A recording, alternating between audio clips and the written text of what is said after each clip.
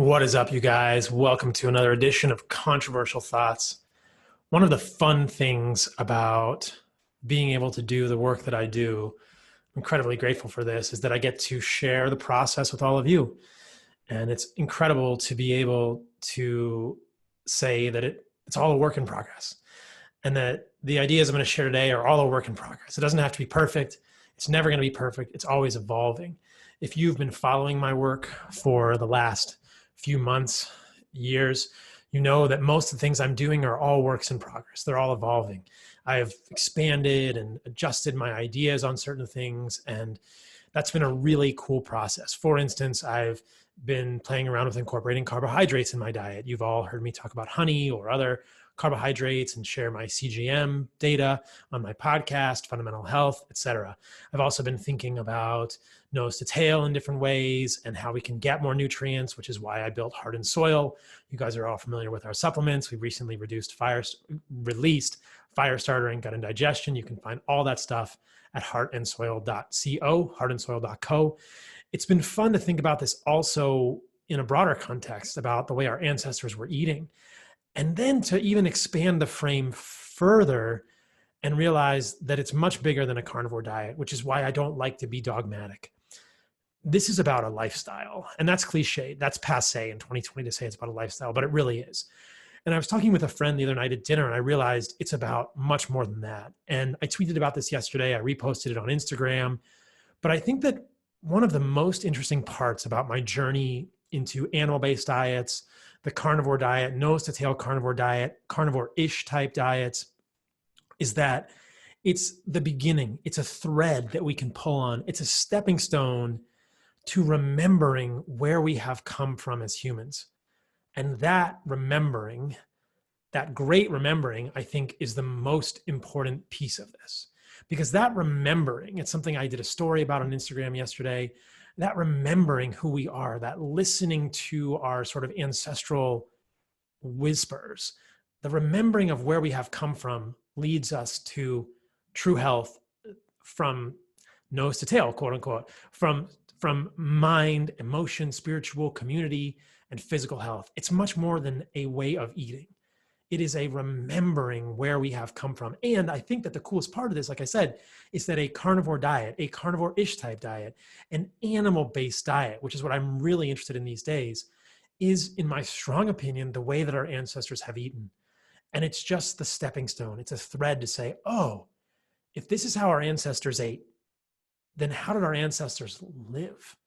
And that's what is so cool to me, to think about that and to really help all of you and my family and my tribe here at Heart and Soil Supplements remember that this is much more than diet, that we are much more than people who are, quote, carnivores. We are the rememberers. We are those who remember, who try to remember, who try to buck off the amnesia of 2020 and remember where we have come from as humans. Remember what it means to be a real, quote, human.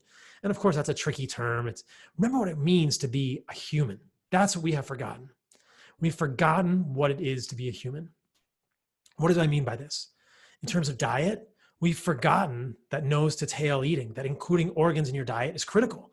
We've forgotten that organ meats are nutritious uniquely, that rail-raised meat of all sorts is incredibly nutrient rich and should be a part of our diet and has been incorrectly vilified.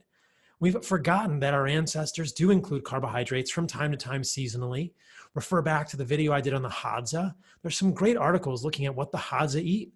What do they eat? It's basically a carnivore-ish type diet. It's an animal-based diet. The majority of their diet is meat and organs, and they shun digging tubers. They shun plants when they have a large kill, but their favorite food is honey.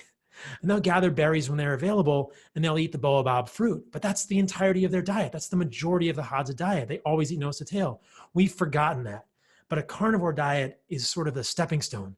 It's the beginning piece that reminds us this is how our ancestors ate. But that's not the end. We're not just carnivores. We're not just animal-based eaters. We are the rememberers. We are those who remember that this is the beginning of a process of understanding there's much more about how we should be living as humans, to be species appropriate humans, to be true humans, to get back to our biological roots as humans. And that is a place in which we thrive. And these are the things that we all know about, but I want to connect it all with the diet and make it a bigger piece. I want you all to remember this, to become a rememberer with me, to realize that you are rememberers. I don't know if the rememberers is the best word, but I'm playing with it, right? This is part of the evolution. But what else is there? Well, in the carnivore code, I talk about environmental hormesis and contrast it with molecular hormesis. And environmental hormesis is part of the remembering.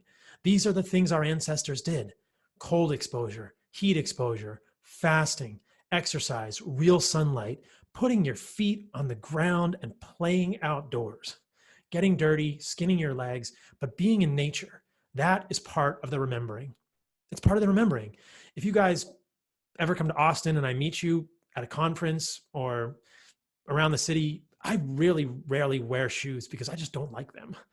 I'm wearing a shirt right now, but most of my Instagram videos, you'll see that I'm not wearing a shirt because I don't like to wear a shirt. I just like to be a little bit more connected, a little bit less encumbered by shoes. I have a backyard here in Austin. I can walk around barefoot. I shoot the bow every day. I like to move throughout the day. I've started doing micro workouts, what Pavel Sasulin terms greasing the groove, doing 5 micro workouts per day, doing lots of low-level activity with occasional sprints. This is how our ancestors moved. This is part of the remembering. Being in the sun. I had a previous podcast with Mark Bell. We talked about that.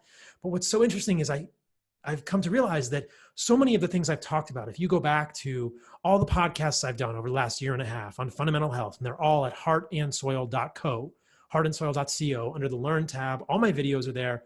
All my podcasts are there. You'll see it's about much more than a carnivore diet. We're more than carnivores. We are people who remember that humans lived differently.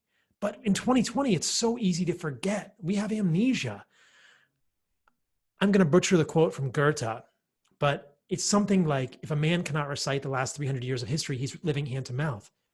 How many of us really understand the history of humans in the last 300, let alone the last 3,000, let alone the last 300,000 years? We have gone through all sorts of crazy changes as humans in the last 300 years. I would venture to say that 300 years ago, our lives looked very different. What was life like in 1700? Humans were different. We did different things. Now, I'm not saying that that's far back enough to remember. We have to remember even further back.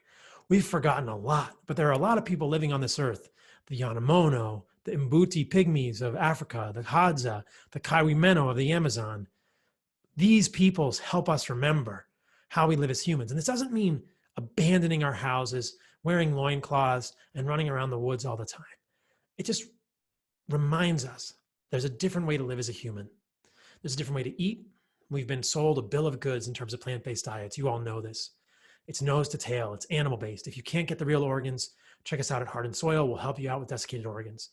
It's environmental hormesis. It's working out outside when you can, getting in the sun, doing hard things with people you care about. It's getting off of digital freaking media platforms, making sure that we all communicate with people in real life. I can't even tell you how much, as a quote influencer, Twitter causes me stress and Instagram causes me stress. These digital media platforms bring out the worst in us as humans. We need to be very careful with these and get back to living as real humans, connecting with people. And coronavirus, God damn it, has made this very hard. And so this is part of it. We should not forget. The amnesia, the forgetting is our enemy. We must be the rememberers. We must remember where we've come from. And this all may sound highfalutin and woo and whatever, and maybe it is to you. Maybe it doesn't resonate with you. But if it does resonate with you, reach out to me, send me an email, Dr. Paul, Dr. Paul, heartandsoil.co, heartandsoil.co, and let me know what you're thinking about it. And let me know how you are remembering, how you are becoming part of the remembering. Because I think that if we want to thrive as humans for this short amount of time that we have on the earth, we must remember where we've come from. We must recall, we must think, we must listen to the whispers of our ancestors and try and embody that. And it's through diet, it's through movement, it's through community, it's through art, it's through play. And you can do that in 2020 in a quote modern world, but it's going to take a lot of intention. What we find over and over is that hacks don't work. Silly biohacking things don't always work. The ones that do are recreating things that we would have had when we're outside. You don't need any of that. You just need to remember where you've come from.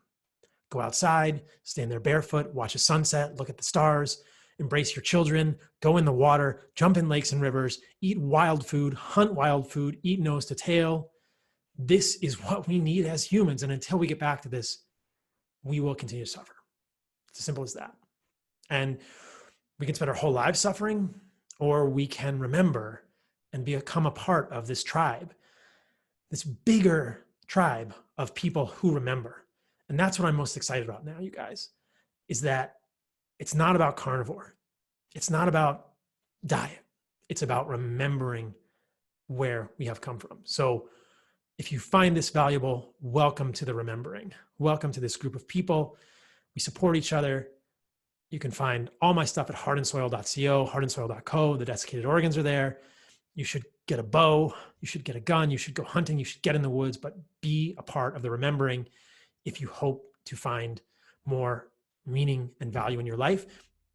I hope this resonates with you. This is a different controversial thoughts. I'm not going to show a single article, just share my ideas about all of this. But I think there's something bigger here. And it starts with diet, and it helps us understand that we've gone off path, but it reminds us that there are many other ways that go with this. And this is what we're doing. So anyway, that is all for today, you guys. Stay radical. Check us out, heartandsoil.co, heartandsoil.co. Welcome to the remembering.